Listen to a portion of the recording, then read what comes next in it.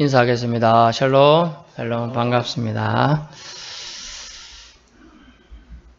너무 분위기가 딱딱해서 좀 웃기고 시작하겠습니다. 오늘은 오랜만에 친구 초등학교 동창 3명이 만났습니다.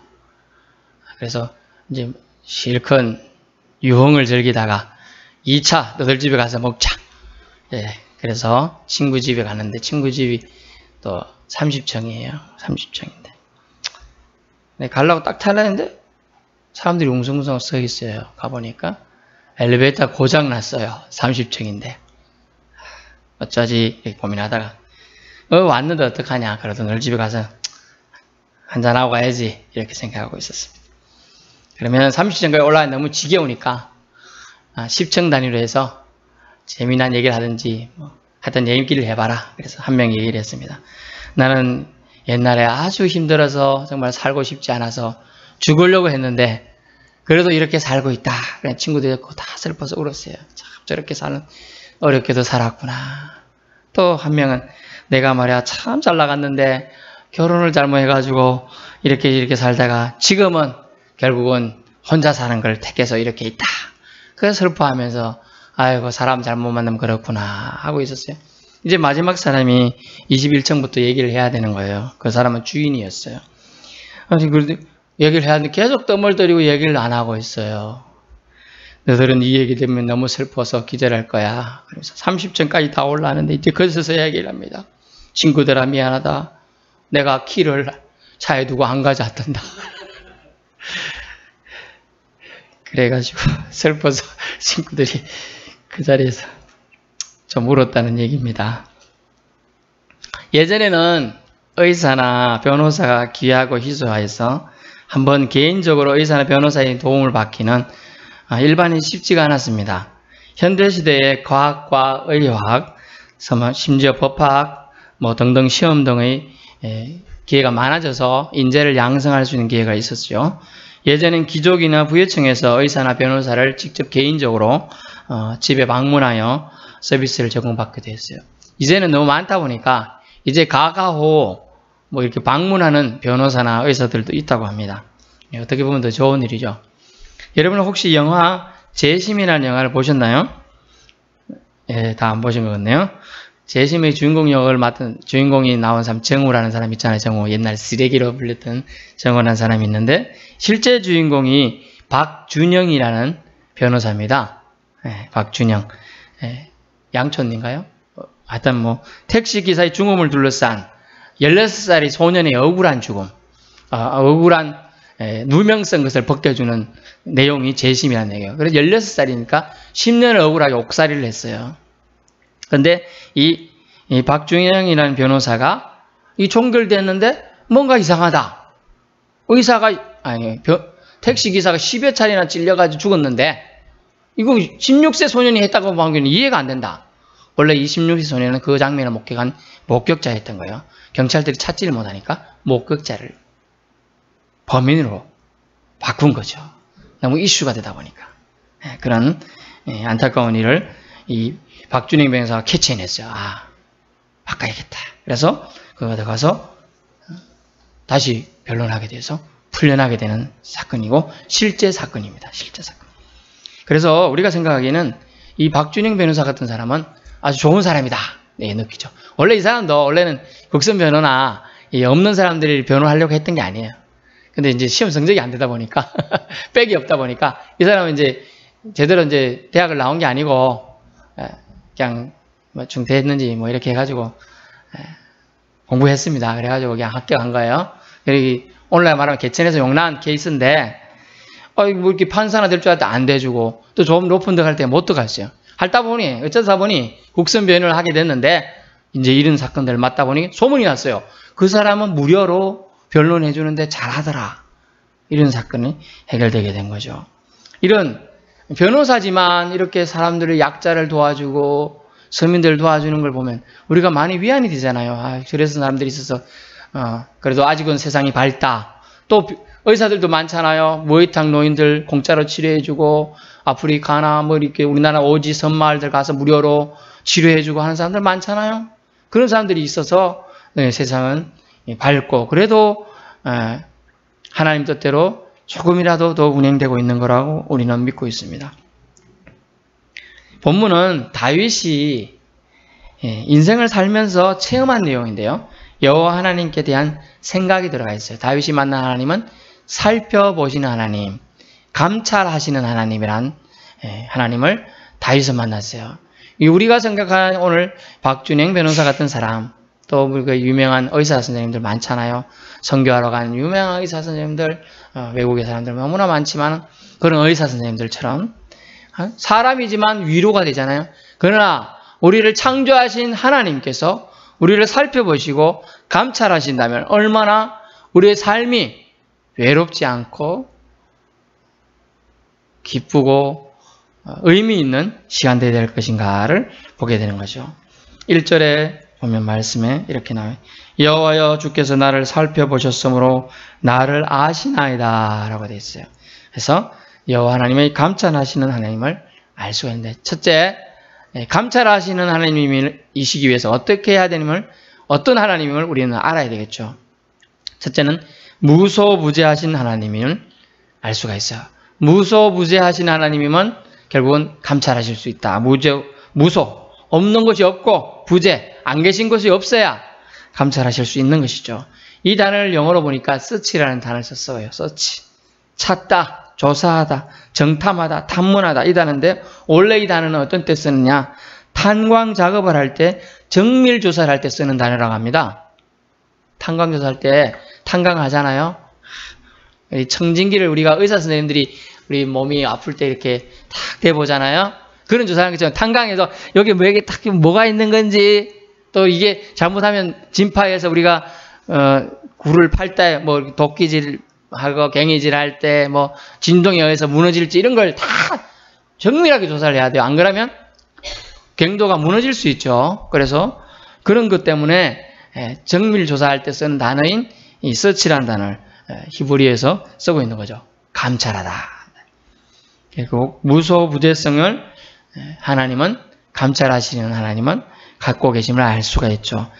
하나님께서는 안 계신 곳이 없다는 거죠. 그래야 우리를, 저를, 여러분을 감찰하실 수 있다는 것입니다. 맞죠?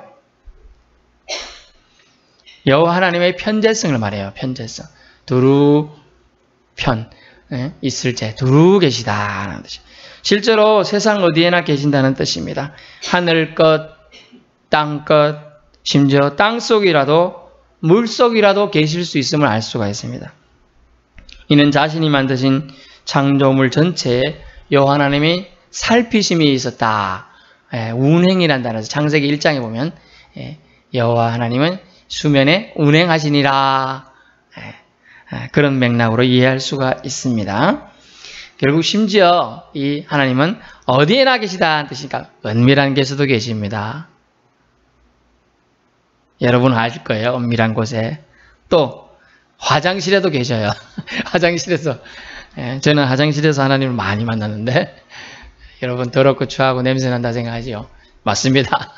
그래서 제가 군대에 있을 때 하나님을 만날 큐티할 시간이 없다 보니 화장실에서 조그마한 큐티책 그거 항상 매일 남들이 일어나기 10분 전, 20분 전 가고 항상 가가지고 있었어요. 빨리 큐티하고 돌아오고 했어요. 얼마나 개인적으로 큐티할 장소가 없으면 저는 그랬던 생각이 납니다. 하나님은 거기도 계시다라는 거죠. 결국 그러기 위해서 무소부재성을 우리가 알기 위해서는 어떻게 해야 되냐. 결국 저는 또 말씀드립니다. 코람데오 의식을 가지고 살아야 한다.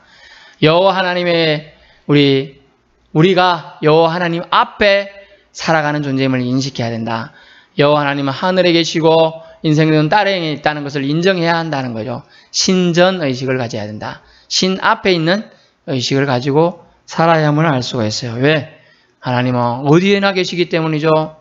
안방에 계시고 걷는 방에는 안 계신 게 아니에요. 다락방에는 안 계신 게 아니에요. 다 계시다는 거예요. 심지어 노래방에도 PC방에도 계시다는 거예요.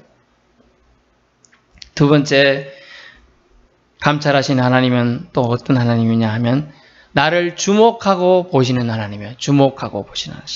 즉 주목성을 말하는데요. 다른 말로는 나를 보고 계신다라는 거죠. 보고 계신다. 10절, 16절 말씀 보세요. 16절. 내 형질이 이루어지기 전에 주의 눈이 보셨으며 나를 위하여 정한 날이 하루도 되기 전에 주의 책에 나에 대한 기록이 다 기록되었다라는 뜻이에요. 여러분이 지어지기 형질이 지기 하루도 되기 전에 주님의 책에 여러분에 대한 기록이 다 되어 있다는 거예요. 얼마나 하나님의 예비하심이 예정하심이 있는지 놀랍습니다. 그래서 또 주의 눈이 우리를 살펴보고 계신다고 분명히 기록해 두고 있지 않습니까?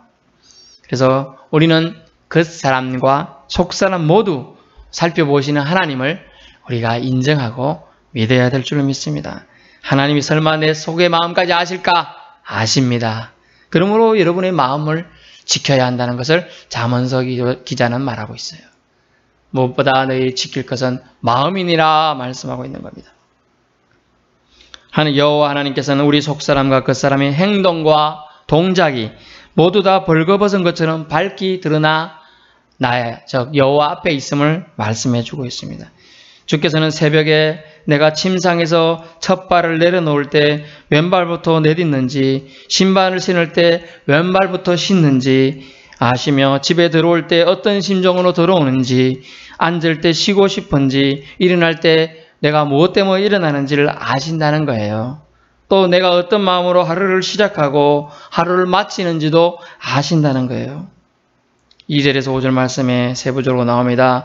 주께서 내가 앉고 일어섬을 아시고 멀리서도 나의 생각을 밝히 아시오며 나의 모든 길과 모든 내가 눕는 것을 살펴보셨으므로 나의 모든 행위를 익히 아시오니 여호와여 내 혀의 말을 알지 못하시는 것이 하나도 없으시니이다.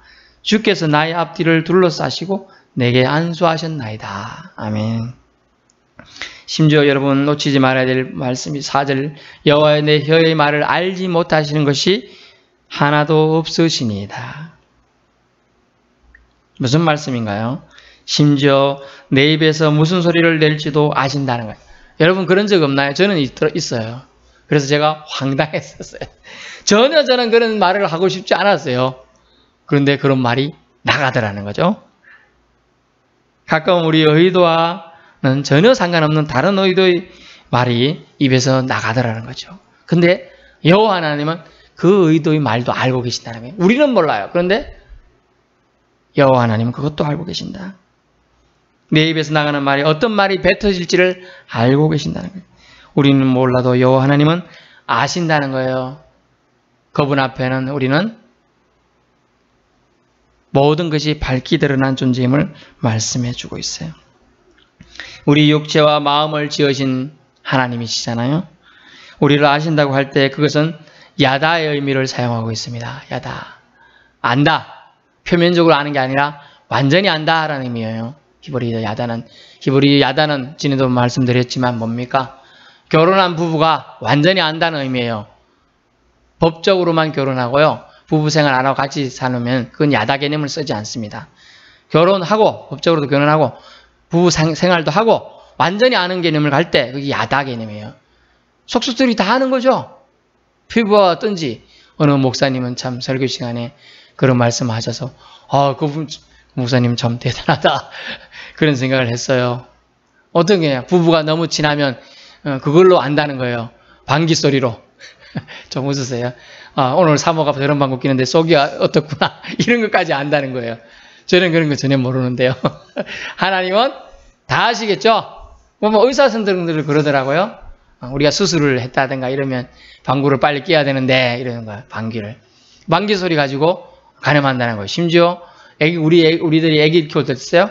변을 보고서 변 색깔을 보고서 묽은 변이다, 뭐 된똥이다 이런 걸 보고서 알죠. 이 아이 상태가 어떻구나 그런 거 알 수 있는 거죠. 그래서 주님은 우리를 속속들이 알고 계시는 여호와다. 그러므로 여호와 하나님은 감찰하시는 하나님임을 우리가 알게 되는 겁니다. 감찰하시는 하나님.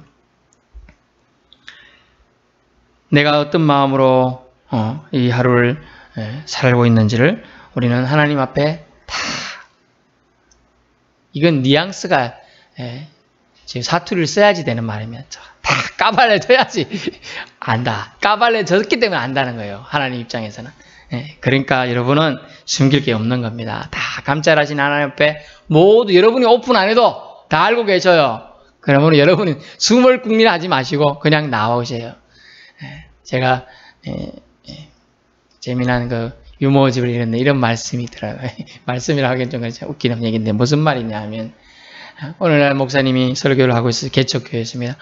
아무도 없어서 목사님 그래도 주일인데 내 혼자라도 설교해야겠다라고 마음을 먹고 설교를 막 이렇게 하고 있습니다. 여러분 예수님 믿어야 됩니다. 예수님 믿으면 구원받습니다. 천국 갑니다. 막 이러고 있는데 갑자기 이제 끝날 때쯤 돼서 저 제일 뒷자리에서 막 누가 우는 소리가 나는 거예요. 흑흑흑 하면 원래 요즘 애들은 웃는 소리인데 옛날에는 우는 소리입니다. 뭐 흐느끼고 있는 소리. 그런데 제가 잘못이 이러고 있는 거예요. 그리고 가까이 목사님이 설교하시다가 이제 끝부분에 가봤어요. 갔더니 한 명이 막 울고 있는 거예요. 당신 누구요? 그랬더니 제가 사실은 목사님 이게 뭐 훔치갈 거 있나 싶어서 도둑질하러 들어왔는데 딱 마치 목사님이 들어오니까 할 수 없이 숨었는데 나가지도 못하고 들어가지도 못하고 있었는데 목사님 설교 말씀 듣고 제가 회개하고 지금 눈물 흘리고 있는 겁니다. 그러니까 그래요. 이것도 하나님 주신 은혜입니다. 이제부터 예수 믿고 믿음 생활 하십시오. 그래갖고 그게 집사까지 돼서 믿음 생활 잘하고 있다고 해요. 여러분 하나님의 은혜는 언제 떨어질지 몰라요. 다 보고 계시는 거예요. 목사님은 그 도둑님을 못 봤어요.